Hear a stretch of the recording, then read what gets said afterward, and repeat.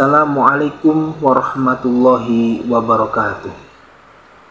Innal hamdalillahi nahmaduhu wa nasta'inuhu wastaghfiruh wa na'udzu billahi min sururi anfusina wa min sayyiati a'malina may yahdihillahu fala mudhillalah wa may yudlil fala hadiyalah.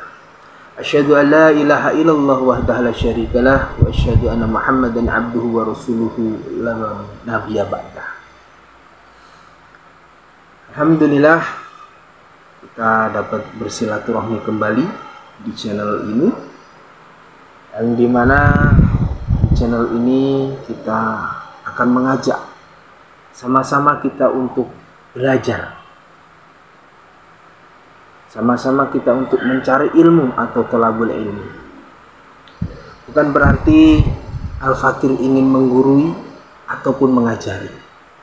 Sungguh tidak ada terbersit sedikit pun niat dari dalam hati Al-Fakir untuk menggurui atau mengajari. Di sini kita sama-sama akan belajar tentang hukum-hukum yang kemungkinan banyak daripada saudaraku yang dimuliakan Allah yang belum mengetahuinya. Nah, apakah hukum-hukum yang akan kita bahas kali ini? Yang tentunya di sini ada pertanyaan, bagaimana hukumnya kurban untuk orang yang sudah meninggal? Apakah boleh ataukah tidak?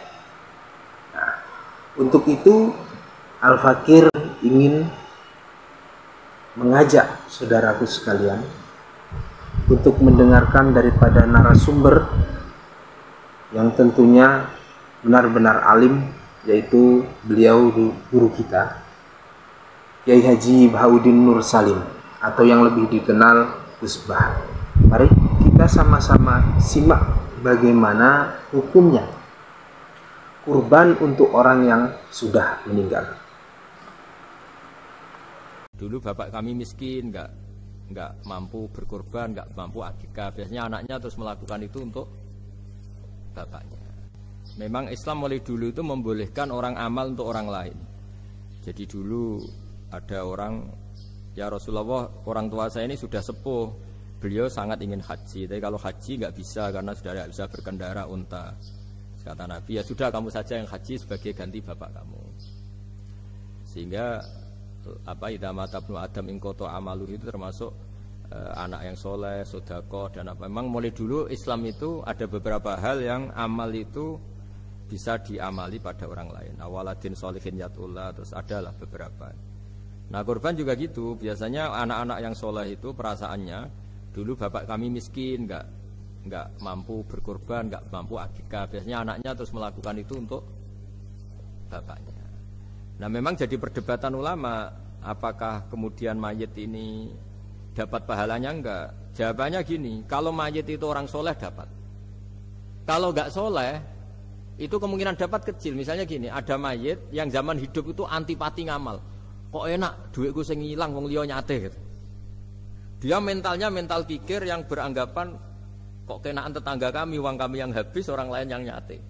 Terus dia mentalnya gitu dibawa mati. Kemudian anaknya soleh, berkorban untuk bapaknya. Lah yang seperti ini ada potensi gak sampai karena dia tidak pernah punya niat. Itu beda dengan orang yang zaman hidup memang ingin korban, cuma secara ekonomi nggak mampu. Makanya pentingnya innamal a'malu binniyat itu di situ. Amal itu terserah niat. Dalam banyak syarah, syarah itu penjelasan yang rinci itu dijelaskan. Kenapa orang mukmin masuk surga selama-lamanya padahal dia jadi mukmin hanya 80 tahun. Misalnya kita hidup di dunia kan rata-rata 80 tahun. Karena dia berkomitmen andikan hidup 1000 tahun juga tetap mukmin, andikan hidup 2000 tahun ya tetap mukmin, tetap sholat. Setiap orang sholat perasaannya gitu. Andikan kita hidup 2000 tahun juga tetap seperti ini kan, ya tetap sholat, tetap. Nah, sehingga karena niat itu dia diganjar surga selamanya. Karena dia bayangkan andikan di dunia selamanya juga akan iman selamanya. Nah, orang kafir juga berkomitmen gitu, yang belum rubah maksudnya. Kalau dia hidup ya akan kafir Terus ya, makanya dia kafirnya 80 tahun, misalnya hukumannya juga neraka yang lama sekali karena nah kira-kira itulah. Makanya kalau mayat tidak soleh ini kita yang sebagai ulama berdebat karena tadi itu kan ibarat gini, ada mayat sama sekali nggak pernah sholat, bahkan dulu itu mengkritik orang sholat, terus dia mati, anaknya jadi orang soleh sering tanya saya, Gus sholatnya bapakku tak kodoin ndak? Wong era sholat kodoin ya tak kuati kan? Beda dengan misalnya kita punya bapak soleh misalnya, terus pas beliau koma ya kayak misalnya ini koma 2 hari kan keluarganya kalau ngodoi kan paling 2 hari pas koma.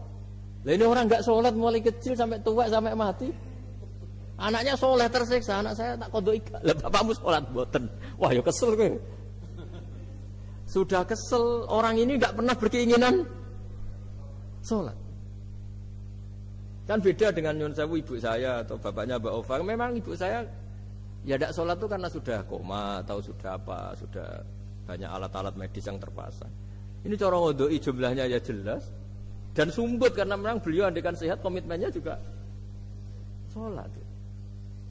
Nah ini yang orang kadang salah kaprah. Bisa enggak amal sampai mayit? Sebetulnya di dunia ulama perdebatannya bukan masalah sampai tidaknya. Mayitnya ini siapa? Gitu.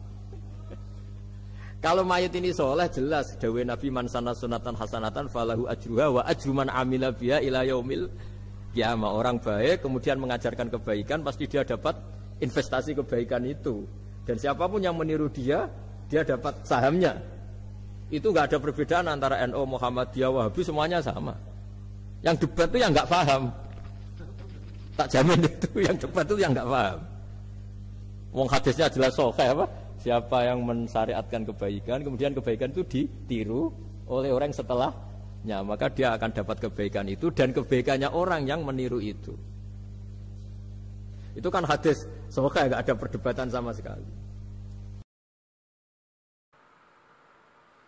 Saudaraku yang dimuliakan Allah Subhanahu wa taala, demikian telah sama-sama kita dengarkan penjelasan daripada guru kita Gus Bahar. Dari sini Al-Fakir mencoba untuk menyimpulkan bahwasannya berkurban untuk orang yang sudah meninggal hukumnya boleh.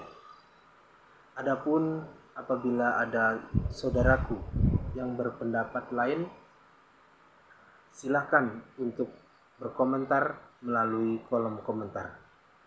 Karena di sini sifatnya adalah Al-Fakir mengajak untuk saling belajar. Saudaraku yang dimuliakan Allah Subhanahu wa taala, demikian yang dapat Al-Fakir sampaikan. Apabila ada kebenaran datangnya daripada Allah Subhanahu wa taala, dan apabila banyak kekurangan atau kesalahan murni daripada kebodohan Al-Fakir sendiri. Semoga Allah Subhanahu wa taala mengampuni Al-Fakir yang hina ini. Wa akhiron, untuk sempurnanya majelis kita tutup dengan doa kifarah majelis. Subhanallah wa bihamdi, subhanakallahumma wa bihamdika, asyhadu an la ilaha illa anta astaghfiruka wa atubu ilaik. Wassalamualaikum warahmatullahi wabarakatuh.